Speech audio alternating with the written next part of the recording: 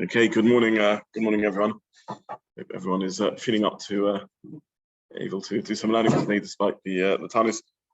Just before we start, I'm conscious that I've sort of set an onwards of Gemara as our next target. Normally we do small sugyas. It's partly because due to my absence, we've sort of slept a bit, so I want to get moving, and partly because our focus in this limud is on we're going to given that there's so much going on.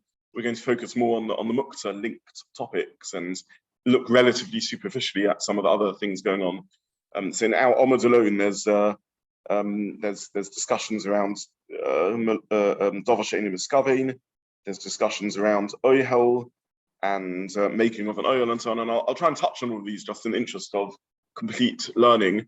But the challenge of learning Shabbos is that it's quite easy to swiftly get overwhelmed with the whole Torah, and I'm going to try and just relatively speaking, focus on what the main topic of the sugya is.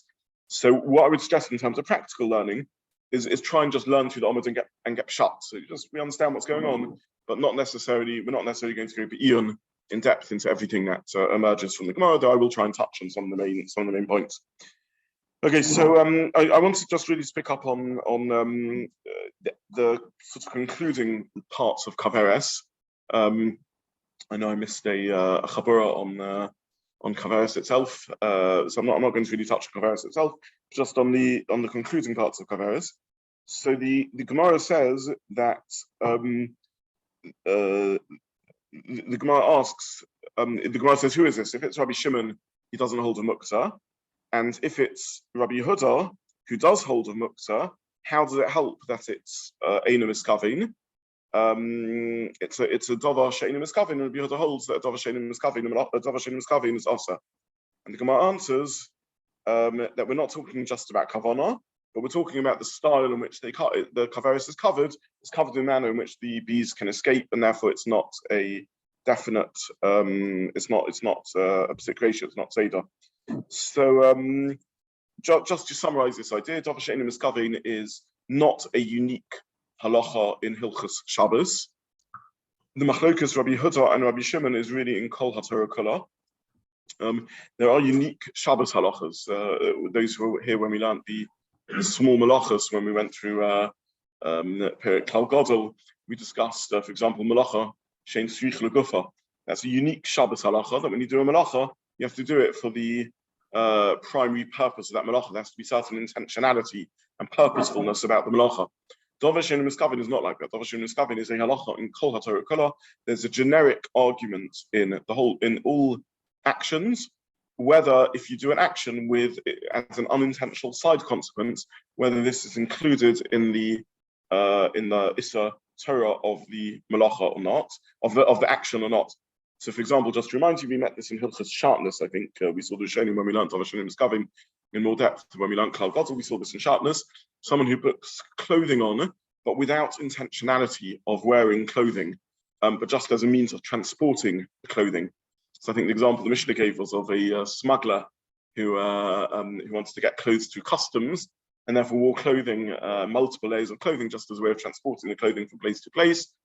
Is this called is this included in the prohibition in the Issa of wearing sharpness? So that got caught up in the machlokas Dover She'einu Miskavein. It's an unintended side consequence. I have no real interest in wearing the clothing. It's just a means of transporting them. The other example we looked at, I think, was of a model who's modeling clothing in front of a shop as advertising. That's again the example Mishnah gave, where again it's a Dover She'einu Miskavein because there's no real intentionality to wear the clothes. So this is a machlokas Rabbi Yehuda and Rabbi Shimon, and the Gemara ostensibly says that according to Rabbi Shimon, who says Dover She'einu Miskavein is mutter, the answer that you spread the machteles over the Kaveret in a manner in which no devora, no bee could escape, that's a good answer. However, according to Rabbi Yehuda, who holds Dover She'einu Miskavein is asa, it is a poor answer because so what? It's unintended. Nonetheless, you're chayiv for Dover She'einu Miskavein. Answers Gemara is in a manner in which you covered the hive where bees could escape. Now, this is a very important Gemara because it's one of the main sources of the debate around the issue of psik reisha. So we paskin that Dover She'einu Miskavin, an unintended side consequence, which is a psik reisha, a definite result, is also one's not allowed to do a psik reisha, even though you have an unintended side consequence. Psik reisha is the language the Gemara uses for a definite consequence, where you can't claim to be oblivious to as an unintended side consequence. The literal meaning of psik reisha is cut off a head. So psik reisha v'lo yomus, can you argue that my interest is in obtaining the head? Children used to want to play football with the head of a chicken, so they would cut the head off a chicken and use it for their ball games. Can they claim that the death of the chicken is an unintended side consequence, or is this too inherent in the action? Well, it seems to be saying when you have a definite side consequence that will inevitably occur, that is a psik reisha, and the allowance of Dover She'einu Miskavin doesn't apply fully. And then there's a debate: what happens if it's lo nichale? If I don't have an interest in the psik reisha, in this side consequence, this definite side consequence. So there's a big sugya, the topic of psik reisha. I'm not going to go into the sugya now because it's beyond the scope of the shiur. I simply want to point out that the Gemara seems to imply that according to Rabbi Yehuda, we have to say that the Devarim are able to escape. But according to Rabbi Shimon, who holds Dover She'einu Miskavein is allowed, he wouldn't worry about how you're covering the Kaveret. Even though the Devarim, the bees, cannot escape, we don't care. Which seems to be a source that says with an unintended side consequence, even if you have a psik reisha, you need not be concerned because it's an unintended side consequence. So that's why this Gemara, I'm just pointing out for general knowledge, this Gemara features heavily in the discussions around the topic of psik reisha, because what you seem to have is an explicit Gemara that says that's an unintended side consequence, even though where it's a definite result, would be allowed to call into Rabbi Shimon, because it only says according to Rabbi Yehuda, no, you didn't cover it properly and therefore bees could escape. But it implies that according to Rabbi Shimon, even though it's covered properly and bees could not escape, it would be allowed because it's an unintended side consequence. So that's the important yediyah or background knowledge in this Gemara. Now there is a parallel sugya to ours, which is a sugya in Beitza daf Lamed Vav. It's referenced in the Masechet Shabbat. It's a parallel sugya to ours, and that sugya possibly asks this very question. The sugya there might ask, "Harry, this is a psik reisha, and therefore how would Rabbi Shimon explain it?" I say possibly because there's a mess there with Girsori, so it's not clear exactly what the Girs is in that Gemara. So I'm not going to go again into the whole complexity of it. But the way we have the Gemara printed in front of us in a parallel sugya in Beitza, the Gemara itself asks this question. But surely this is a psik reisha.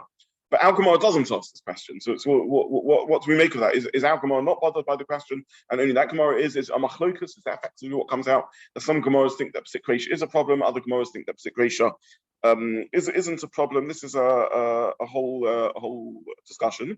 In practical sort of the bottom line terms, there are those who want to prove from our Gemara that even in a case of psik reisha, if it is eino miskavein, an unintended side consequence, which lo nichale, you have no interest in the result, then that would be mutter, and they see our Gemara as a source of that concept, that psik reisha of a Dover She'einu Miskavein, lo nichale is allowed.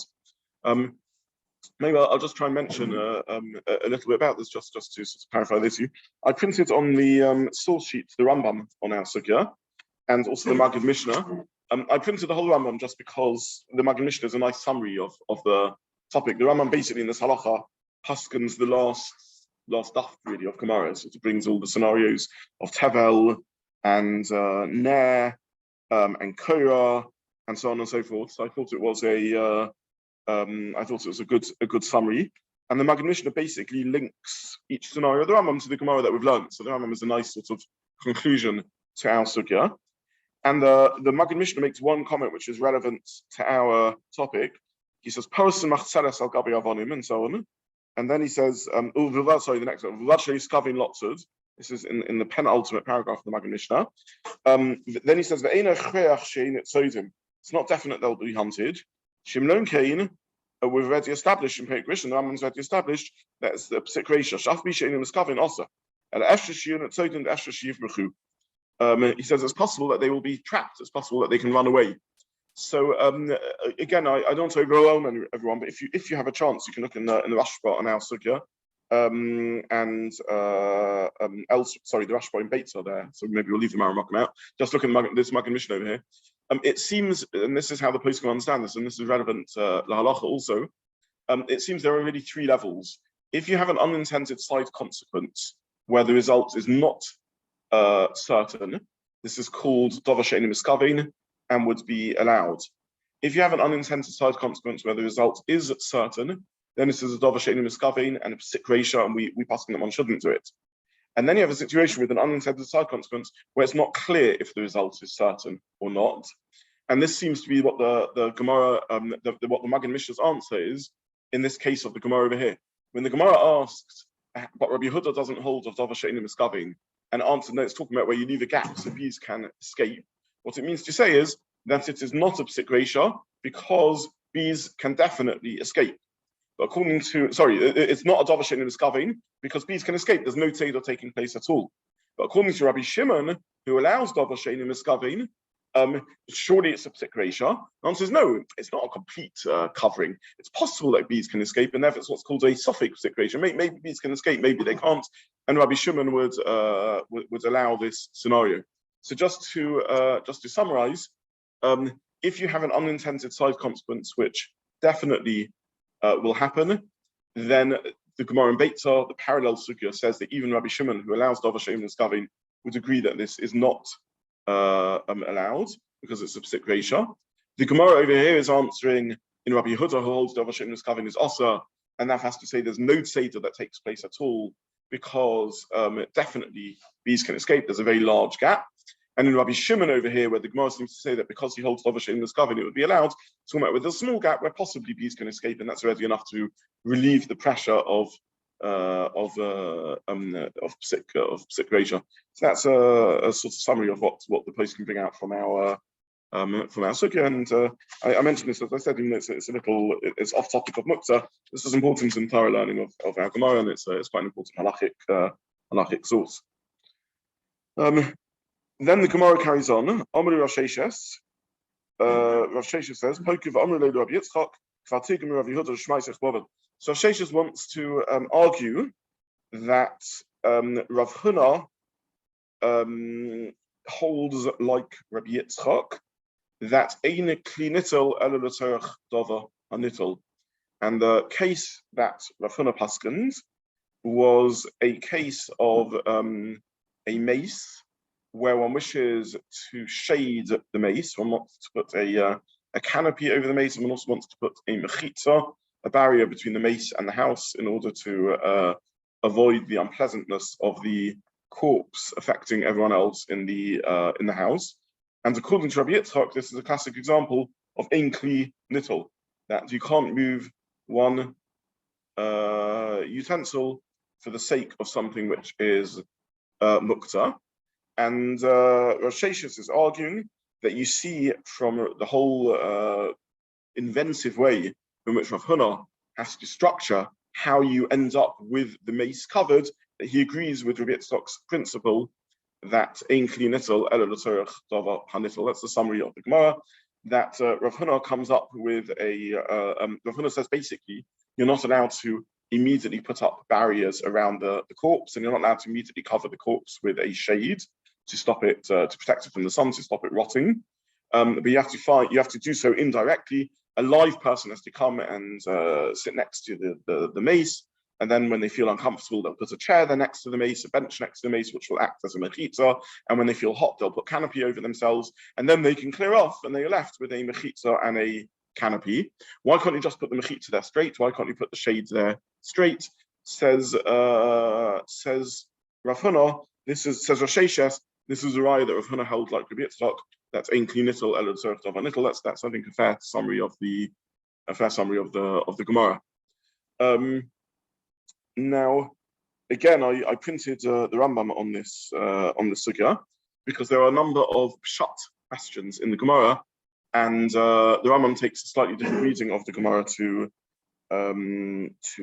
Rashi.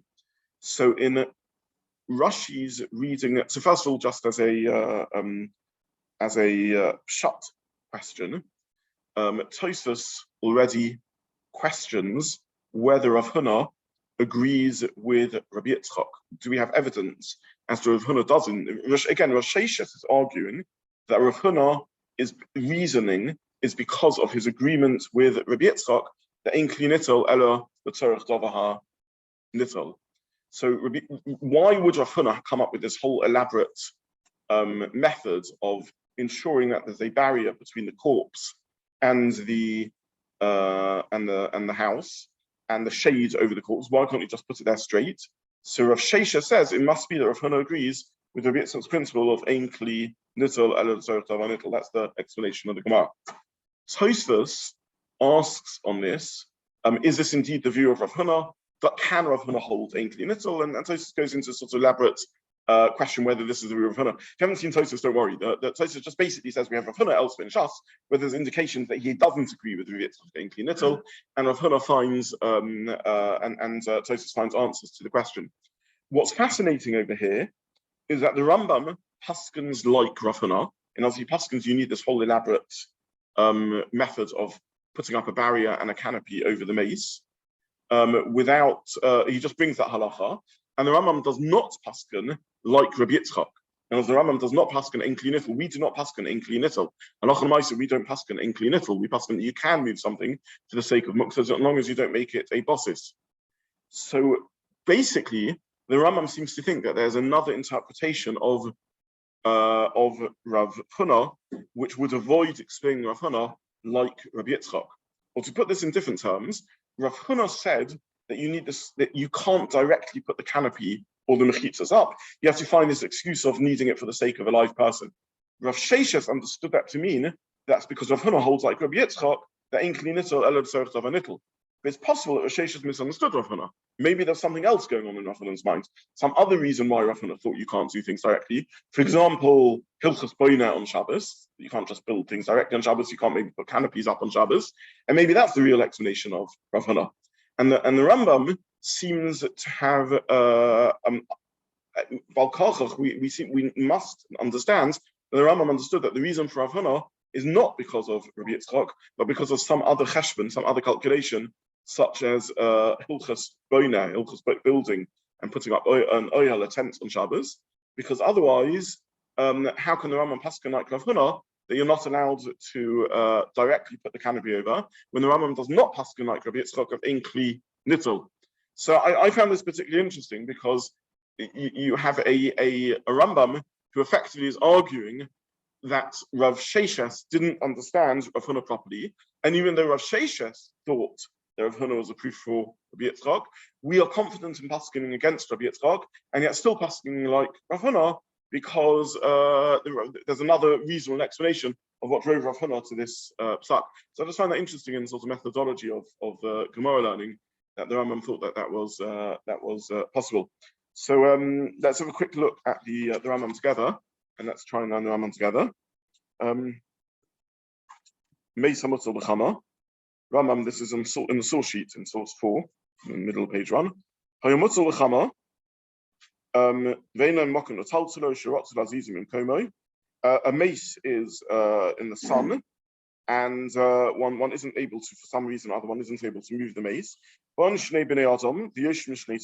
people come and they sit on either side of the dead body. If it's hot for them from the ground, each of them can bring their bed and sit on it. If it's hot from them and above, each of them bring a sheet or a canopy and spread it on top of themselves. Then each one can turn over their bed and slip away and go. And this one turns over their bed and slips away and goes. And it turns out that there's a barrier made by himself. How so? Each canopy, each umbrella, the roofs are right next to each other. And the two ends of the canopy envelop the mace by landing on the ground. So we see two things in this Rambam. Number one, he pictures the scenario as differently to Rashi. Rashi understands you have the dead body. Each person brings their chair or their bench, rather, their beds, their sofa next to the dead body. So you now have a barrier on the side of the mace. They then spread a canopy over themselves. They then slip out, and you now have effectively a tent structure held up by a wall on either side, which are the two beds, with a canopy stretched over it. That's how Rashi understands the scenario. The Rambam understands the scenario that they each bring their chair. They then bring a machzeles, a canopy over themselves. They then move away and also move the chairs away. And now the canopies, the umbrellas, somehow the parasols sort of stand over the Meit by themselves, not held up by the mitzvah, by the beds on either side, but just a self-sustaining canopies of sorts. Either way, the Rambam learns that the Rambam does pasuk in this halacha that you're not allowed to put the you're not allowed to do this without this sort of shtick method of doing it for the sake of the mace, rather than doing it for the sake of living people, rather than for the sake of the dead body, not because of ein klinitel, but because of ostensibly because of hilchas boina. So it seems that the Rambam understood the reason you're not allowed to do this is because of the regular halacha of putting up tents on Shabbos, and therefore the Rambam wanted to find a way to avoid doing that. Nothing to do with hilchas Muktza, but just because of hilchas ohel on Shabbos. I'm conscious that maybe it's because of the fast, or because of everyone's tiredness, or perhaps because people haven't seen the Gemara. I have a horrible feeling that no one has yet seen this Gemara, and I'm giving showing this before people have seen this. If you haven't seen this Gemara, don't panic. See it on Tuesday, Mitzvah Hashem, and simply take 2 points out of this share. Point number one is that Rashi learned there's a difference in shat in the sugya as to how we learn this case, whether the beds are supporting the parasol or you're moving the bed out of the way and the parasol is freestanding. And secondly, again, just to understand the maths of the sugya, which is that Rav Huna made the statement that you can't directly cover a dead body on Shabbos. Rav Huna understood that to be because of ein klinitel, because of the law of Rabbi Yitzchak. But maybe Rav Huna didn't understand maybe Rav Sheshet didn't understand Rav Huna properly. Maybe there's another way to explain why you can't do it directly, because you're effectively erecting a type of tent or covering on Shabbos, which you're not allowed to do on Shabbos because of Hilchas Boina. And therefore, that appears to be how the Rambam learns, because the Rambam does not paskin Halacha. We do not paskin like Rabbi Yitzchak. We do not paskin ein klinitel, and nonetheless we do paskin like Rav Huna. You can't directly put this tent up over the dead body. In which case we have a fascinating thing that even though Rav Sheshet thought that Rav Huna was a proof for Rabbi Yitzchak, in truth we can argue that it's not a proof for Rabbi Yitzchak because there's another reason why you can't put this up. Isn't that classic? You've got the sun there, you've got an up. So there's a number of reasons why this might not be an ohel. It probably isn't an ohel min haTorah because it's very temporary, and therefore it's an ohel drabanon. It's possible, therefore, before we say anything else, that Chazal were lenient with ohel drabanons when people are burning hot from the sun, and that might be what's going on over here. It maybe it's even less than a temporary tent, because if it's a parasol, maybe it's being held up by the people rather than a wall like Rashi, and therefore maybe that's even again, melachos have to have a certain significance. A melacha is creating a significant outcome, sort of a tzotzah. That's what makes an involvement in creating a change in the world. That's deraisa. Therefore, melacha has to have a certain permanence. Drabanon, even if it is temporary. But even temporary has to be some level of temporariness. There has to be some outcome. It may be that merely holding up a parasol or an umbrella is even less than that, and therefore has no chashivas of melacha at all. I spoke a few weeks ago, creating unwittingly a bit of a storm, about sunshades on Shabbos and umbrellas on Shabbos and the like. But this is one of the sources around this topic. It may be that holding something up is even less than that. Then there's a third issue over here, which may be that a canopy by itself without walls is not a problem.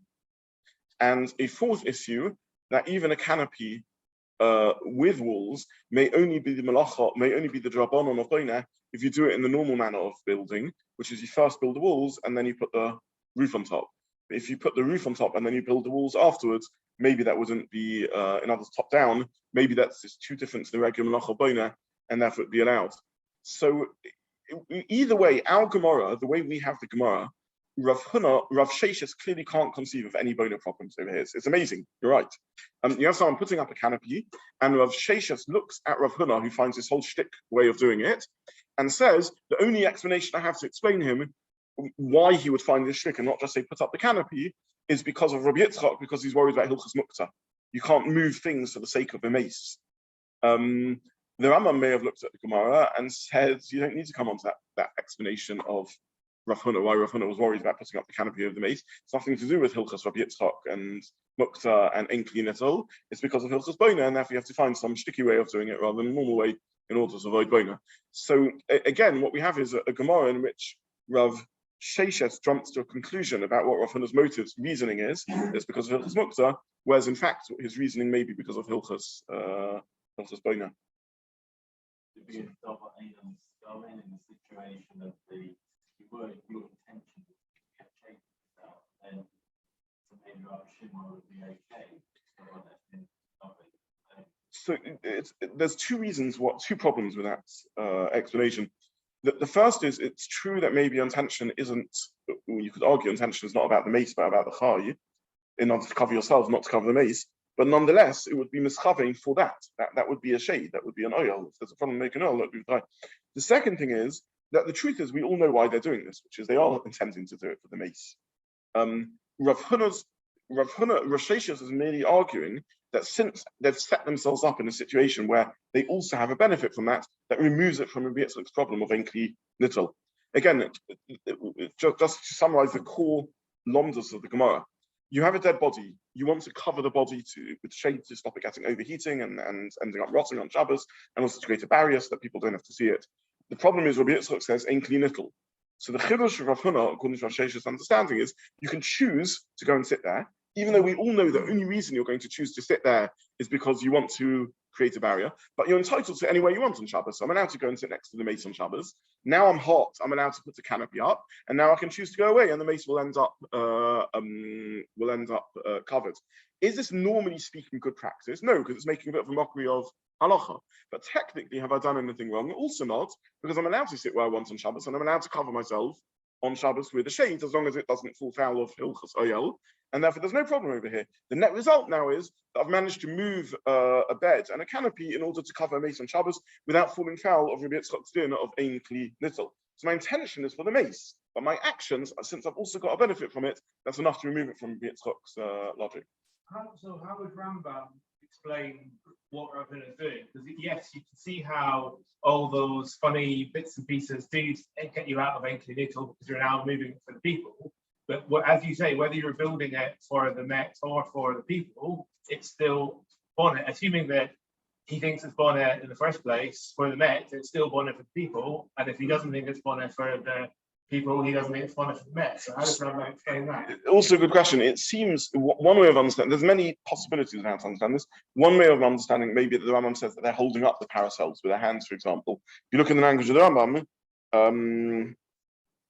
he says parasol gadol, you put it over yourself, and then the two parasols are opposition such that they touch each other and therefore end up as one net parasol over the one totality of shade rather over the mace. So there's some other allowance going on over here in the shitta of the Rambam. I'll stop here, and I apologize. Maybe via WhatsApp I should have made clearer what I was planning to do, so for which I apologize. Our main goal in advance of Shiur on Tuesday is to try and just go to Gemara, Rashi, and get shut in until the end of the Omud, if that's feasible, as Bekias, as faster learning. If you then have time, have a look at the source sheets. If not, I'll explain the source sheets. But the main goal really is just to learn Bekias of Gemara Rashi, even before the source sheet, then try and do Tosfos, but just cover the ground and get up to the, I'll tell you exactly where to get up to.